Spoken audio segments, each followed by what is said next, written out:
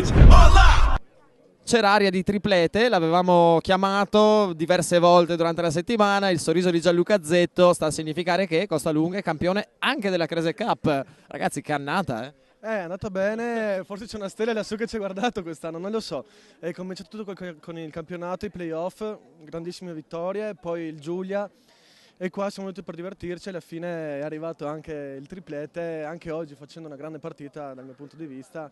Bravi tutti quanti. Tra l'altro stasera, soprattutto nei primi 10 minuti, hai avuto diverso lavoro, poi visto il gol di Fantina sembrava essersi messa malino alla finale, invece il solito grande carattere. Christian è un grandissimo giocatore, non si sa mai dove va, calcia destro e sinistro e non si capiva mai dove poteva calciare. Il gol è stato bravissimo, ho avuto fortuna, sono due parate, poi anche qui alla fine.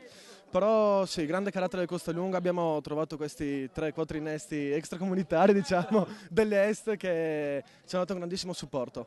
Il migliore in campo secondo te? Mentre Steiner ti maledice a distanza, ma non lo sentiamo chiaramente. Tutti, uno su tutti forse Jovic. Milan sempre da quando che ha giocato è un giocatore veramente super duttile, può giocare dappertutto, fisicità, corsa, tiro, un grandissimo giocatore dal mio punto di vista. Sono d'accordo con te Gianluca, anche perché un paio di volte dove non c'eri arrivato tu, c'è arrivato lui col piede. Esatto, sì, c'era Jovic, sempre pronto a salvare sia le partite sia a far gol, è un giocatore veramente fortissimo. Come il Prezzemolo, lo trovi dappertutto. Esatto, sì.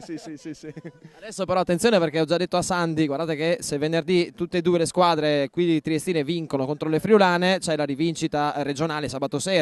Sì, e quella sarà spero che saremo tutti e due in finale perché anche loro è una grandissima squadra, una grandissima finale, bellissima e vedremo anche le squadre di Udine. Spero di vedere due triestine, che forse il calcio triestino si risolleva un po', dai. Ma come livello ti dico c'è una buona possibilità che possiate riaffrontarvi di nuovo e a quel punto non sarebbe più triplete, come si potrebbe chiamare qualora vinceste ancora, anche se dirlo adesso porta un po' sfiga, diciamo. Esatto, no, non si sa, non saprei dire perché non l'ha mai fatto nessuno, penso. Quadriplete? Quadriplete, chiamamelo quadriplete.